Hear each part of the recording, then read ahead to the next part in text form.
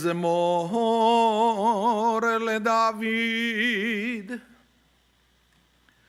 אדוני רואי לא אחסר. בנוד שירביצני על מי מנוחות ינעלני.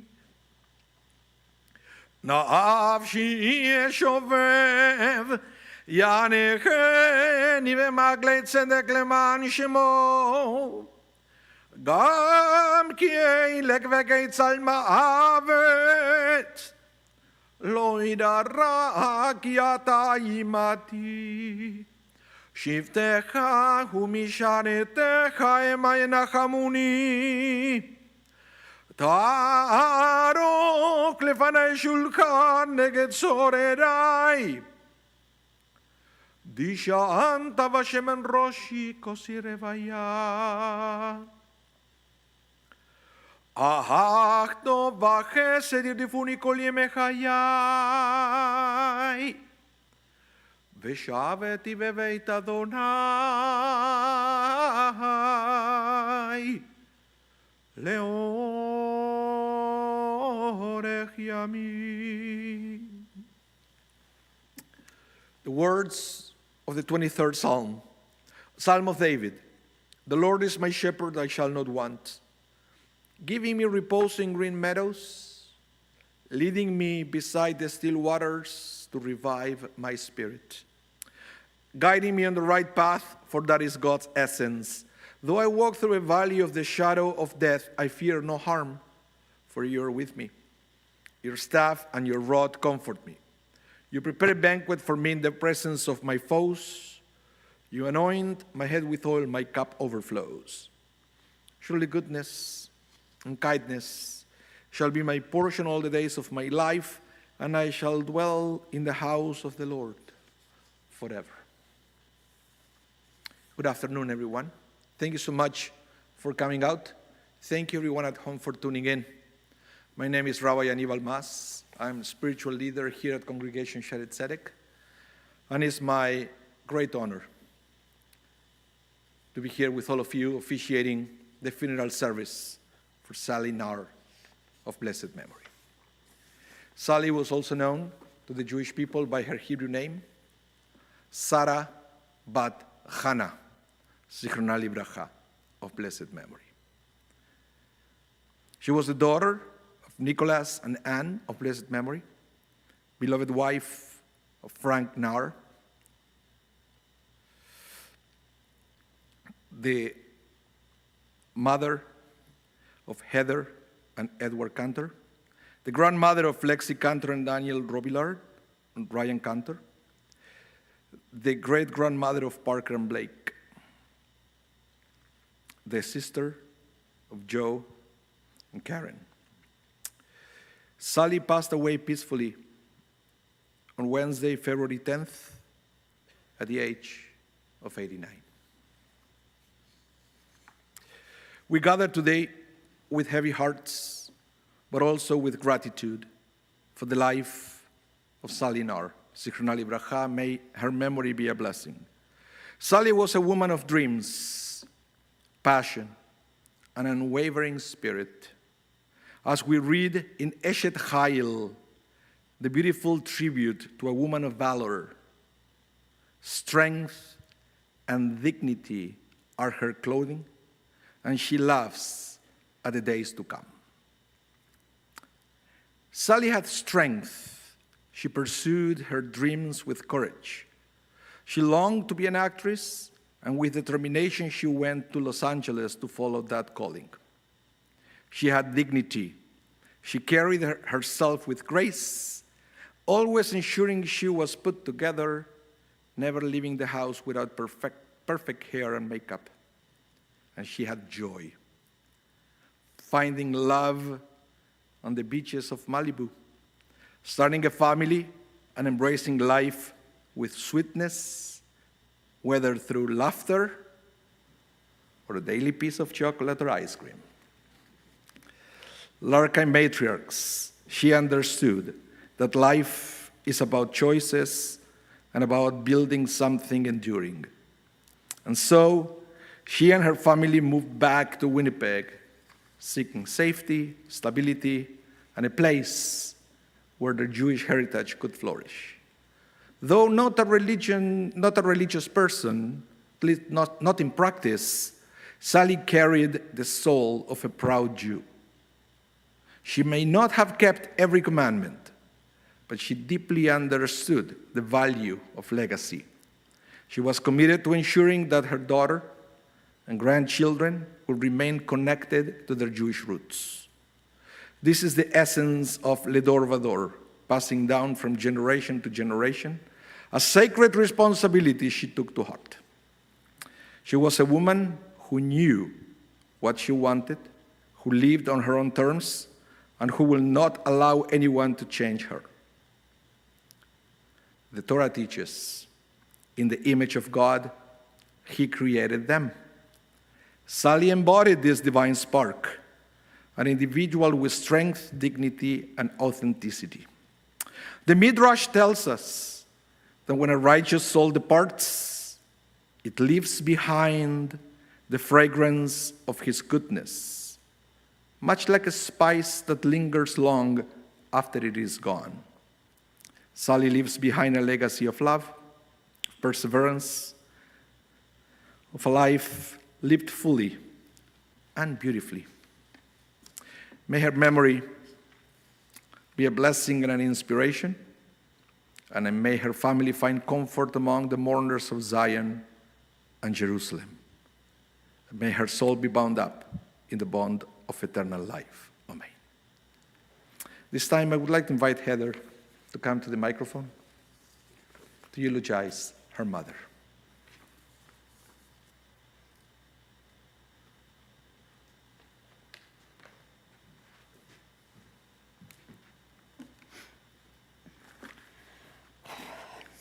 Thank you all for being here today. My mom, Sally Ann Dutkovich Narr, was born in Winnipeg, September 5th, 1935. She passed away on Monday, February 10th, 2025, 6.5 months shy of her 90th birthday. She grew up in the North End. She attended William White School and St. John's Tech, where she loved to sing in the operettas. I know she lived in many places as a child, especially while my grandfather was away during the war, but her fondest memories were at 333 Alfred Avenue. Her childhood was not an easy one, and it left deep scars throughout her life. She and my grandmother, Bubby Annie, were very close. It was predominantly just the two of them until my uncle's arrival when she was 10. Bubby Annie worked in the garment industry during the week, and weekends were for the girls. With whatever extra money she had, they would go to the movies, Eaton's for lunch, or to Auntie Sadie's or Auntie Dora's.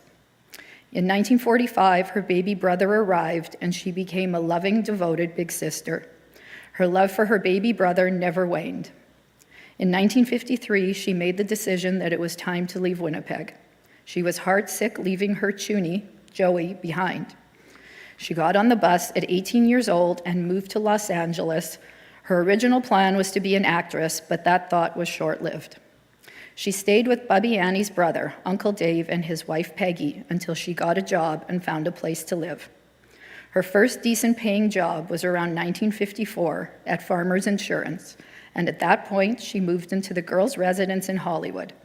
It was there that she left her childhood behind and reinvented herself.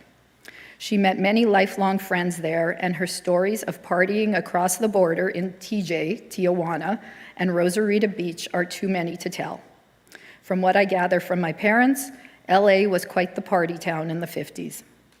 During this time, Sally the bombshell emerged. 5'10", long legs, and long blonde hair to match. She loved to tell the story of course, being at a party and hanging out with Bobby, Robert Redford. Bobby was what they called him, she said. In 1955, she got her dream job, Capitol Records on Hollywood and Vine. She worked there for 10 years until I was born. Rumor has it she told the Beach Boys to put shoes on in the elevator as they showed up to record barefoot. Her favorite story was that she was once thrown out of Frank Sinatra's recording studio because she looked like his ex-girlfriend, Lana Turner. Look her up. New Year's Eve, 1958, she was at a New Year's party and met a cute guy. originally from Milwaukee, with cute boyish looks, a flat top, fenders, and to quote my mom, tight buns. He told his friend that night that she was the girl he was going to marry, and 12 months later, on December 12, 1959, he did. She must have really loved you, Dad, considering you told her you wanted to marry her, but wanted to buy furniture first. That began the story of Sally and Frank. More apartments, more friends, and of course, more parties. In 1965, after 4 years of trying, I arrived and it became the three of us.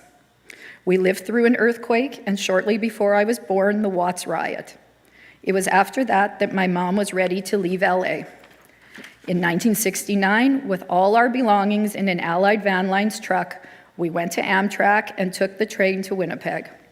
We arrived on May 31st, 1965, and lived on Rupert's Land with my grandparents. Thank you to Uncle Joey for getting married and moving out. I got my own room. It was a beautiful summer. Fast forward to Halloween 1969. I had never seen snow, my dad very little, and the snow was blowing and 2 feet high.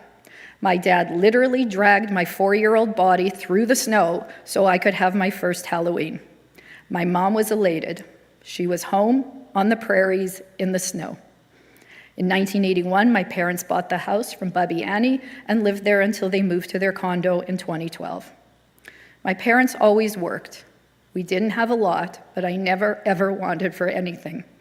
A big splurge on payday was McDonald's, and it was wonderful. Our house was filled with music, Bo Diddley and Johnny Mathis among the collections from my mom's Capitol Records days. My parents were great jitterbug and jive partners. Every child should be blessed to have the childhood I had. 2 doting, devoted, loving, and supportive parents, and a dog in lieu of a sibling. Well, maybe some baking would have been nice. My mom didn't love to cook or bake. It must have skipped a generation. There was always a hot meal on the table, but in 1981, Ed came into our lives. Once things were serious and he was sticking around, my parents loved him like he was their own. Ed was used to more of a variety, shall we say. My mother's specialty was hamburger. Ed dubbed her the hamburger queen. If you could make it with hamburger, Sally did it. Hamburger stew, spaghetti with meat sauce, lasagna, stuffed peppers with tomato sauce, and hamburger. If Ed asked for it or you were an invited guest, hamburger roll. For a smidge of variety, roasted chicken pieces. There was tuna casserole until I said I didn't like the peas. Macaroni and cheese until I said I didn't like the topping. Then it was annexed from the menu. My mom was the originator of the dump cake. Anyone invited for dinner probably got hamburger roll and her 9x13 cake thing with either apple, blueberry, or my least favorite cherry pie filling. I would be remiss if I didn't pay homage to my mom's vanity. She wouldn't open her front door without a full face of makeup and her hair being done. If she had an appointment at 9, she would be up at 5 to do her makeup in the natural daylight. Why was she up so early? Because she didn't like to rush. If she had a flight to catch at 7 a.m., her theory was, you don't go to bed. Why? You have to get up at 3 to do your hair and makeup. And if you're getting up at 3, then why go to bed? She would do her hair and makeup at night and sit up in bed all night to be ready for the 3 a.m. alarm. Why? So she didn't have to rush.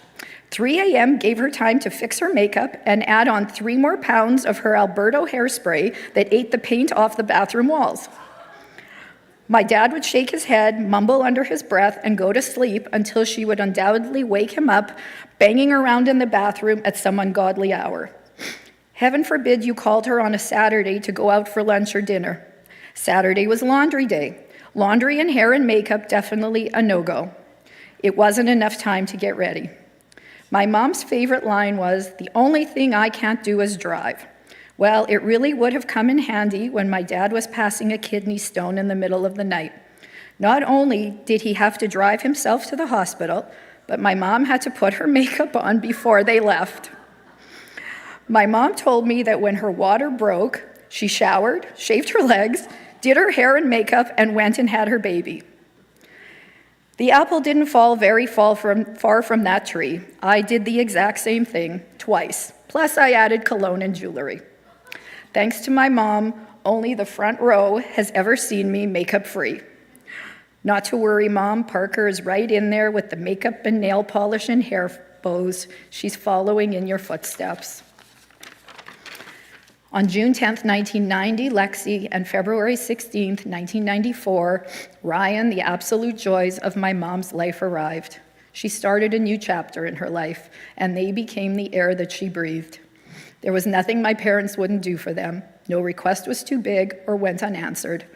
Sleepovers, dinner, movies, bowling, it all happened at Grammy and Grandpa's. When they were little, Lexi slept with my mom and Ryan, my dad. Lexi loved my mom's soft nightgown. She always asked her if she would leave it to her in her will. Sorry, sweetie, it's not in there. My mom was their confidant, friend, and biggest cheerleader. I think she took a small amount of pleasure in the fact that Lexi would call her at 3 years old, crying about how mean her mother was. And of course, my mom always sided with Lexi. Next to Dad and myself, I don't know of anyone who was more proud of the two of you and loved you more than Grammy and Grandpa. The joy and pride that they had being able to celebrate all of your milestones with you are memories to be cherished.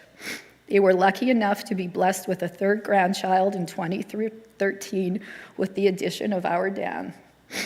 I'm so happy that my mom was able to relish in the excitement of Lexi's pregnancy with Parker and had a few short months with her before her memory couldn't hold her anymore.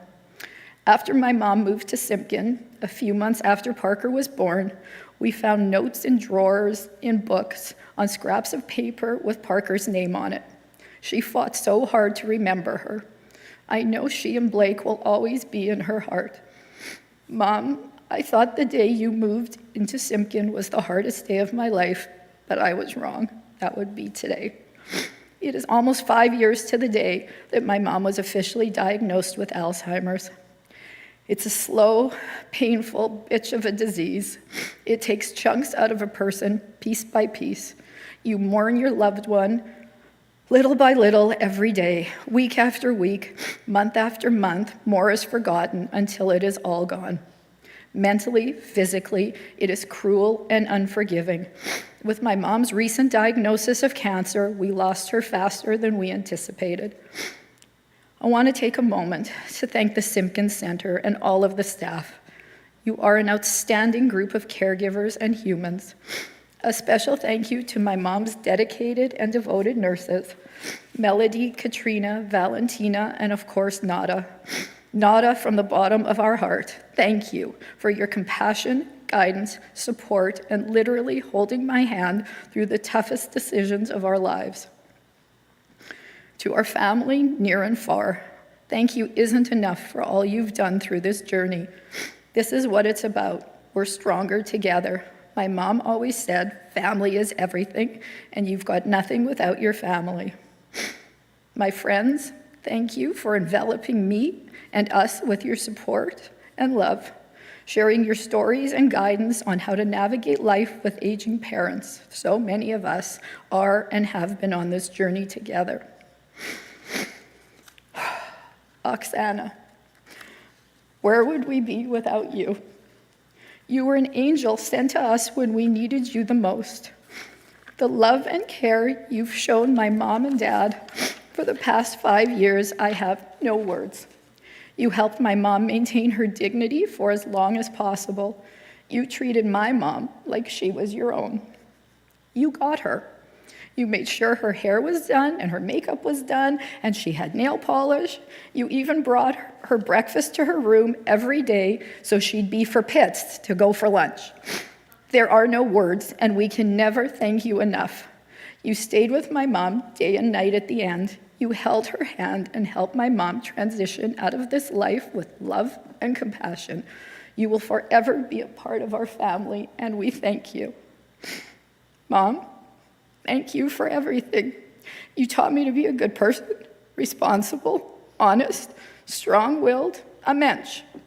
You showed me how to be a devoted wife, mother, mother-in-law, and as you said, my greatest joy, grandmother. You will live on in your grandchildren and your great-grandchildren. Rest peacefully. It's been a long, hard battle. We will take care of Dad. Give my love to Ba. We all love you and miss you forever.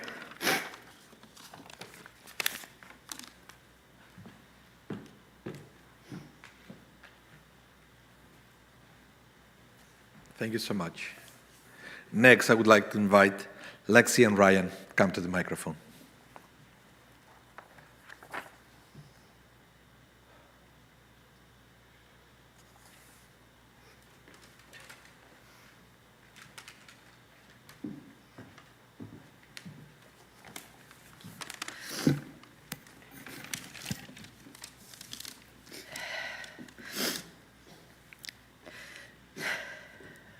It's silly to say this, but in my almost 35 years of life, I never thought I'd have to say goodbye to you. Since the moment each of us were born, you were our best friend, our biggest cheerleader, our confidant, and our fiercest protector. You were always the first one each of us called when something good happened or when something bad happened. Lexi and I would call you for advice, and you always seemed to know the right thing to say. You'd even be there to listen to us complain about our mom, and sometimes, if she was annoying you too, which was quite often, you would join in on the complaining. For those who knew our Grammy, as my mom has alluded to, you knew that she was the most vain, inflexible, and uptight person. She couldn't leave the house on short notice. In fact, she would need about a minimum of 24 hours notice to go somewhere, or it was just too rushed. Sally and spontaneity were never two words uttered in the same sentence. If she had a nail appointment at 9 a.m., she would be up at 4:30 to start getting ready. But in the winter months, that posed a bit of a problem for her because she could only do her makeup in the natural light, and the sun doesn't rise until after 7. So instead, she would turn every light on in their house. She was also a one activity per day kind of girl. Going for nails at 9, can't do lunch after. Going for lunch at 12, that was an all-day event. Graham, want to go for dinner? Nope, not enough notice. Plus The Young and the Restless is on at 4:30 and I can't miss it. Graham, we're in Florida. Want to go down to the ocean? Nope, in her words, I've already seen the Pacific Ocean. Why do I want to see another one? Want to go down to the beach in Hawaii? Nope, she had seen the beach in California. Despite her admirable flexibility, she would always tell us, and I quote, I'll do it when I'm ready. Whether it was a follow-up for her hip replacement or setting up the treadmill in the office, she was as stubborn as they come. All jokes aside, we'll miss her terribly. She fought a very long and hard battle with dementia and Alzheimer's, and we are happy she's finally at peace. We want to say a special thank you to her caregiver, Oksana. Over the past 5 years, you have provided our Graham with the utmost compassion, kindness, and love. We will forever be grateful for everything you've done for her.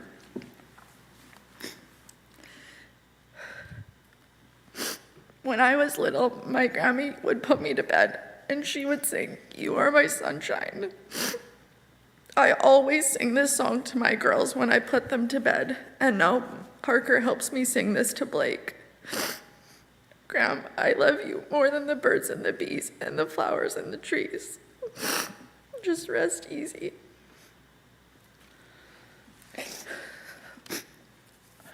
Graham, I'll always remember weekend mornings watching Looney Tunes and The Wizard of Oz. While the last few years weren't the easiest, one of the last times I visited, for a split, lucid moment, you remembered me and told me you loved me. That's one moment I'll always cherish. I love you so much, and I'll miss you.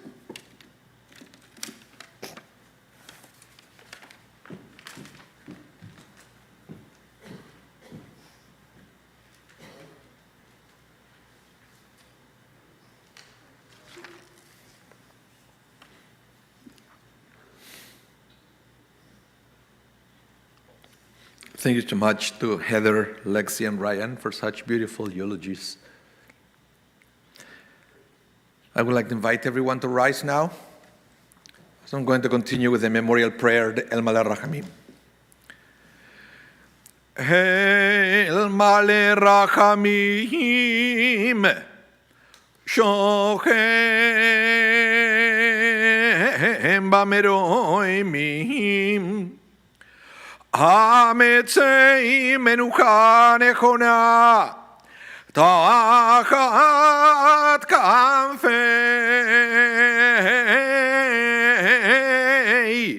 השכינה,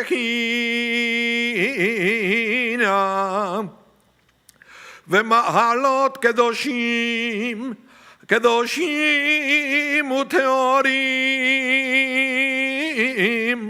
כזוהר הרקיע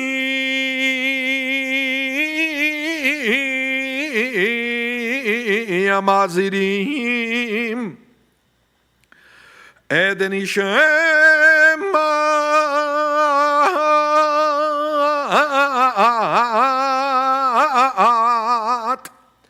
עדן ישמת, שרה בת חנה, שהלכה לעולמה, בעבור של מתפללים, ועד אזכרת נשמת בגן עדן,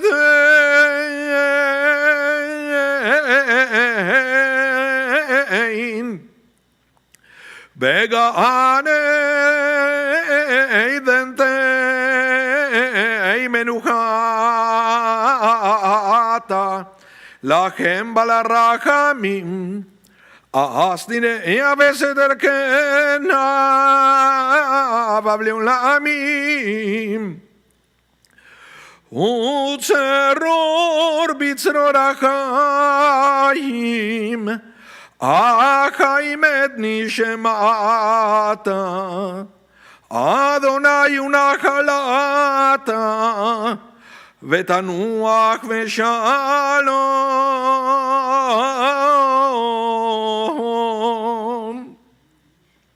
על משכבה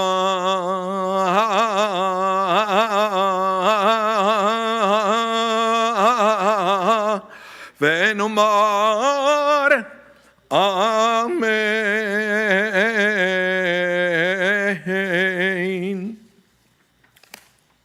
Exalted, compassionate God, grant infinite rest in your sheltering presence among the holy and pure to the soul of Sally Narr, who has gone to her eternal home.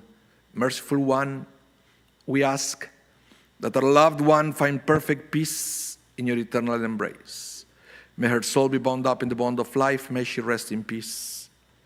And let us all say, Amen. You may be seated.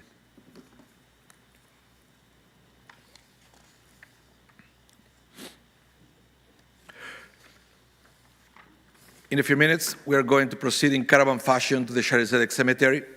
If you're coming with us to the cemetery, please remember to turn on your four-way flashers. Please remember to stop at stop signs and red lights. Immediately after burial, we are going to return here to the Shaarey Zedek for the meal of consolation. And if you are staying around here, you have to calculate we are going to be back around an hour after we leave the building. Shiva is going to be at 5:15 Bauer Boulevard, Wednesday, 7 to 9 p.m., and Thursday, 2 to 4 and 7 to 9 p.m. Everybody's invited to come and visit, pay their respects. Donations on Sally's memory could be made to the Alzheimer's Society of Manitoba or to the Soul and Claribel Simpkins Center. And now we are ready to proceed to the next stage. So I would like to invite the pallbearers to exit the chapel. Please assume your places alongside Sally's coffin.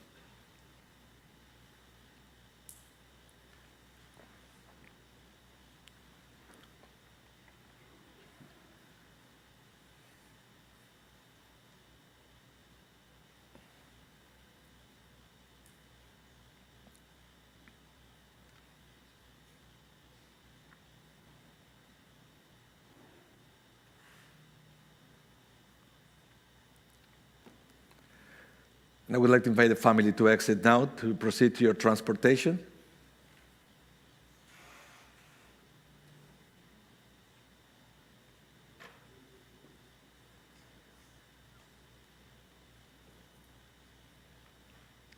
As for the rest of us, I would like to ask you to be patient. Please stay in your seats. Our funeral director is going to let us know when it's our time to leave. And the tradition for Jewish funerals, many of you are familiar, is to form two lines outside the building through which the coffin could find its way to the hearse. If you feel that it's too cold, you want to stay inside, that's fine. Or you can go directly to your car if you're coming to the cemetery. Don't feel you have to go outside standing there.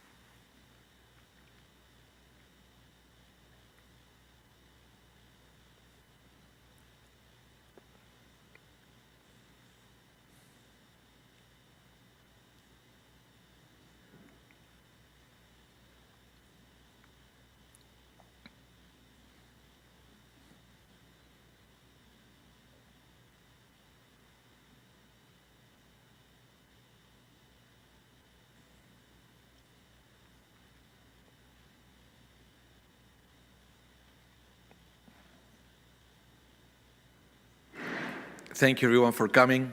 Thank you, everyone at home, for tuning in.